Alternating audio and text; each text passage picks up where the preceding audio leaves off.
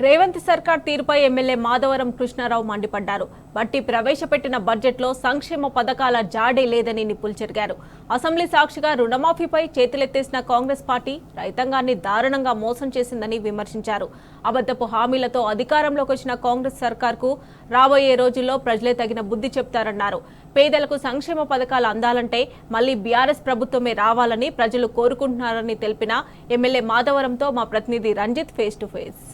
రాష్ట్రంలో కాంగ్రెస్ ప్రభుత్వ పాలనలో 15 ఏళ్లలో తేలిపోవడంతో ప్రతి ఒక్క ప్రజలందరూ కూడా టీఆర్ఎస్ వైపు చూస్తున్నారు. అందులో భాగంగానే షేర్లింగంపల్లి నియోజకవర్గంలోని హైదర్నగర్ డివిజన్లో బీఆర్ఎస్ పార్టీ వైపు వలసలు తాగుతున్నాయి. దాని గురించి మనతో మాట్లాడడానికి కూకట్పల్లి శాసనసభ్యులు మాధవరం కృష్ణారావు గారు ఉన్నారు.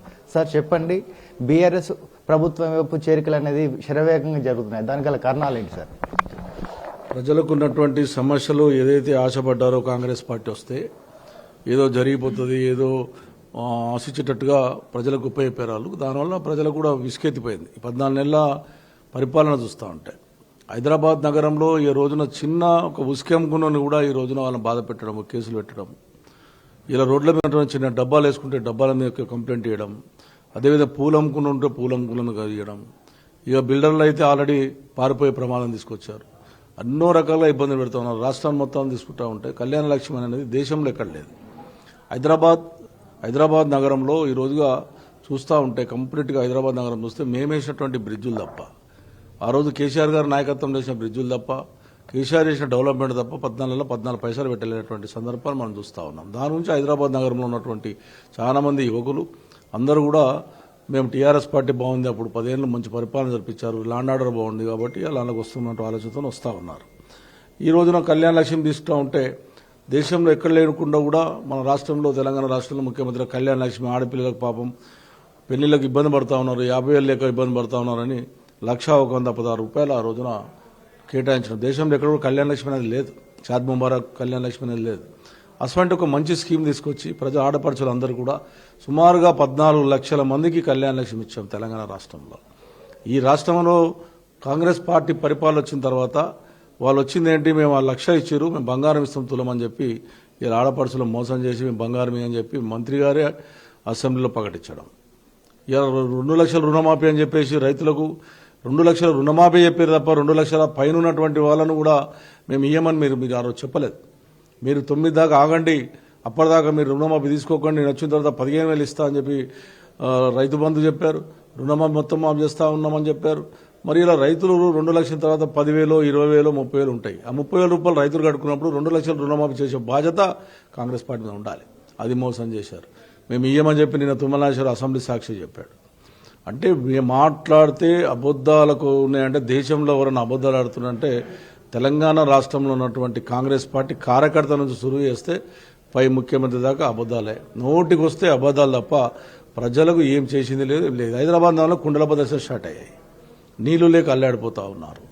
మరి ఈ రోజున కుండల ప్రదర్శనలు అనేటటువంటిది ఎప్పుడు లేకుండే. 10 సంవత్సరాల నుంచి సుమారుగా మన కుక్కట్పల్లి కాన్స్టిట్యూన్సీలో సుమారుగా 450 కోట్ల రూపాయలు పెట్టి 9 రిజర్వ్ ట్యాంకులు కట్టేసి ఇంటింటికి ఫ్రీ నీళ్ళు ఇచ్చిన సందర్భాలు చూసాం. అవి ఈ రోజున చూస్తూ ఉంటే నీళ్లు లేక అల్లాడిపోతూ ఉన్నారు, ట్యాంకులు కొంటా ఉన్నారు. హైదరాబాద్ నగరంలో ఉన్న ప్రజలకు ఎన్ని రకాల ఇబ్బంది కావాలో అన్ని రకాల ఇబ్బంది అవుతా ఉన్నాయి. అందుగురించే బడ్జెట్ అని తీసుకొచ్చారు. ఆ బడ్జెట్లో చూస్తే నేను లేచి వచ్చేసా బడ్జెట్ చూసి, భయంకరమైనటువంటి బడ్జెట్. వాళ్ళు ఇచ్చిన హామీ ఏ ఒక్కటి లేదు. 200 రూపాయలు కాంగ్రెస్ పార్టీ ఇచ్చినటువంటి పింఛన్ని మేము 2,000 చేశాం. 2,000 చేసి ఇచ్చాం. ఇప్పటిదాకా వృద్ధాప్య పింఛన్లు ఇచ్చాం, ఒంటరి మహిళలకు ఇచ్చాం, వికలాంగులకు ఇచ్చాం. సుమారుగా 60-70 లక్షల మందికి మనం ఈ రోజున పింఛన్లు ఇచ్చాం. దాన్ని 4,000 చేస్తామని చెప్పి గొప్పలు చెప్పినటువంటి ముఖ్యమంత్రి ఇప్పుడు తీసుకోకండి 4,000 ఇస్తా అని చెప్పి ఎంతో మోసగురు మాటలు చెప్పి జనవరి, ఆగస్టు 2 ఎగగొట్టారు. సుమారుగా 2,500 కోట్ల రూపాయలు ఆ మా ఓల్డేజ్ పింఛన్, వృద్ధాప్య పింఛన్ల పైసలలో వాడేసుకున్నారు. ఈరోజు చూస్తే అన్ని రకాలుగా 4,000 పింఛన్ కథం అయిపోయింది. ఆడపిల్లలకు ఇస్తామని చెప్పారు, ఇంటికి ఉద్యోగం ఇస్తామన్నారు. మళ్ళీ వాళ్ళు ఏం చెప్పారు, ఇంట్లో అవ్వకిస్తా తాతకిస్తా పింఛన్ అన్నారు. అవ్వకు లేదు, తాతకు లేదు. ఇప్పుడు ఆమె ఇచ్చినటువంటి కేసీఆర్ ఇచ్చినటువంటి పింఛనే తప్ప ఇంకా ఏ ఒక్కటి కూడా పెంచే ఆలోచన లేదు.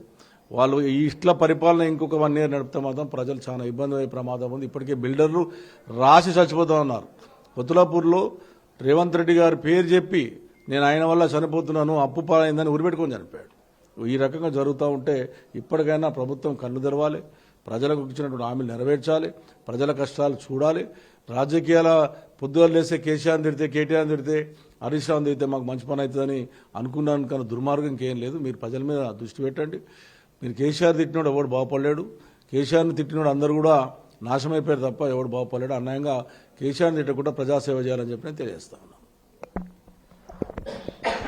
ఇప్పటికే బడ్జెట్లో వచ్చేసి ఎలాంటి సంక్షేమ పథకాలకు నిధులను కేటాయించలేదని, దానితో పాటుగా హైదరాబాద్ నగరంలో నీటికి అల్లాడుతుంటే కూడా అటువైపు చూడని రేవంత్ రెడ్డి సర్కార్కు ప్రజలు బుద్ధి చెప్తారని, కాంగ్రెస్ కార్యకర్త నుంచి ముఖ్యమంత్రి వరకు ప్రతి ఒక్కరికి అబద్దాలతో పూటలు గడుపుతున్నారు తప్ప ప్రజా సంక్షేమంలో అభివృద్ధిలో ఎలాంటి పాత్ర వహించట్లేదని మన ఎమ్మెల్యే కూకట్పల్లి ఎమ్మెల్యే మాధవరం కృష్ణారావు గారు అంటున్నారు. కెమెరామెన్ చందుతో రంజిత్, టీ న్యూస్, హైదరాబాద్.